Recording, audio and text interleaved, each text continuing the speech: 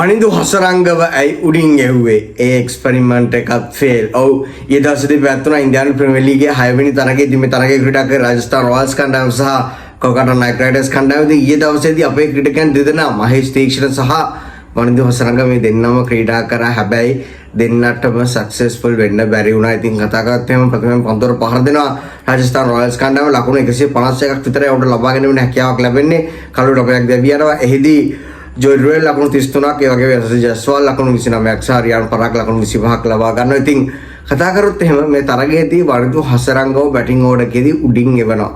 ඔව් අංක 5 පිටකරුවා විදිහට ඉතින් සැම්සන් සහ ජස්වාල් ඕපන් කරනවා. පරාග් අංක 3ට එනවා. අංක 4 නිදීෂ් රාණා අංක 5 වනිදු හසරංග ඉතින් ජෝඩ්රුවෙල් ශබ්මන් ඩූබේ හෙට්මයි වගේ පිටකරුවන්ට ඉහලින් තමයි වනිදුව එවන්නේ. මොකද අපි දන්නවා වනිදුව ඇවිල්ලා ගොඩක් වෙලාවට අර ෆ්ලෝටර් කියන රෝල් එක කරලා තියෙනවා ශ්‍රී ලංකාවට යනකොට ක්‍රීඩා කරද්දී. ඉතින් මෙතන එයා උඩින් එව්වා ඒ වෙලාවේ ස්පිනර්ස් තමයි බෝල් කරේ. ඉතින් මෙන්න මේකට හේතුව හරියට මේගොල්ලන්ගේ බැටිං කෝච් වික්‍රම් රාතෝර් කියන. ඉතින් වික්‍රම් රාතෝර් එක්ක මේගොල්ලෝ ඒ වෙලාවේදී කතා කරනවා අහනවා ඇයි වනිදු හසරංගව උඩින් එව්වේ මොකද්ද එක්ස්පෙරිමන්ට් එක. ඉතින් රාතෝර් මෙන්න මෙහෙම උත්තරයක් දෙනවා එතන. මම ඒක කියන්න මොකද්ද එයා කියන්න කියලා හරියටම chances against Spain. And if we could take down Spain, because he is somebody who strikes really well against Spain. But today that didn't work out. But these are the things I think teams will keep trying. ඉතින් එතන ඔහු කියන්නේ ඔව් ඇයි වනිදු උඩින් එව්වේ කියන එකට අහුවට පස්සේ ඔහු උත්තරයක් දෙන්නේ වනිදු හසරංග ඇවිල්ලා හොඳට ස්පිනර්ස්ට පහර දෙනවා. එයා උඩින් එව්වේ මොකද ඒ වෙලාවේ ස්පිනර්ස් බෝල් කරගෙන හිටියා. ඉතින් ස්පිනර්ස්ට ඇටැක් කරන්න පුළුවන් වෙයි.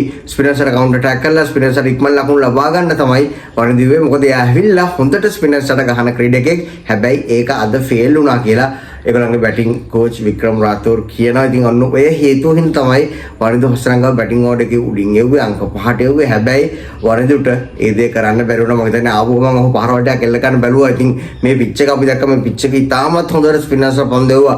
විශේෂයෙන්ම කතා කරන්න ඕනේ වරුණ චක්‍රවර්ති. අපි දන්නවා දැන් මම හිතන්නේ ලෝකේ ඉන්න හොඳම පන්දු යවන්න එක. ඒතර වරුණ චක්‍රවර්ති පන්දුවර 4යි ලකුණු 17යි කඩු 2යි. එකට වෙලෙත් පන්දු යවනවා කඩු ලබා ගන්නවා. එතකොට මොයින් අලි මේ පාර්ට් ටයිම් එකේ වෙච්ච මොයින් අලි පන්දුවර 4යි ලකුණු 23යි ඔහුත් කඩු 2ක් ලබා ගන්නවා. ඉතින් කොල්කතා නයිට් රයිඩර්ස් කණ්ඩායම ඉලක්කය සපුරා ගන්නවා පන්දුවර 17යි පන්දු 3කින් ලකුණු 152ක් ලබා ගන්නවා. ක්වින්ටන් ඩිකොක් තාමත් විශේෂ ටීමක් ක්‍රීඩාංගන ලකුණු 97ක් ගුණ දෙවි ලබා ගන්නවා පන්දු 61කින්. ඉතින් මෙතන කතා කරොත් එහෙම අපේ පන්දු යවන දෙදෙනාට සාර්ථක වෙන අවස්ථාවක් හම්බෙන්නේ නැහැ. මහේෂ් තීක්ෂණ ආරම්භ පන්දු යන කටයුතු කර පන්දුවර 4යි ලකුණු 32ක් කිසිම ගොඩලක් දවා ගන්න නැහැ. වනිදු හසරංගගේ පන්දුවර 3 ලකුණු 34ක් ලබා ගන්නවා. එක කඩුල්ලක් විතරයි ඔහු දවා ගන්න. ඉතින් අර ස්පිනර්ස් දෙගොල්ලන්ව බැලුවාම වරුණ චක්‍රවර්ති මොයින් අලි කියලා කියන්නේ පාර්ට් ටයිම් කෙනෙක්. එතකොට මේ දෙන්න ඉතාමත් හොඳට තමන්ගේ පන්දුවර 8 යොමු කරලා පන්දුවර 8ට ඒගොල්ලෝ ලකුණු 40ක් විතරයි ලබා දෙන්නේ. එතකොට එකොනොමි රේට් එක 5යි කඩලු 4ක් දවා ගන්නවා. හැබැයි අපේ ක්‍රීඩකයන් දෙදෙනා මේ ස්පිනර්ස්ලා මත තමයි මේ තරගය තීරණය වුණේ. වරුණ චක්‍රවර්තිගේ විශිෂ්ට පන්දුවමත් එක්ක මොයින් අලිගේ විශිෂ්ට පන්දුවමත් එක්ක තමයි මේ තරගය ගොඩක් ෆ්‍රාන්ස් ස්කෝරින් අඩාල වුණේ.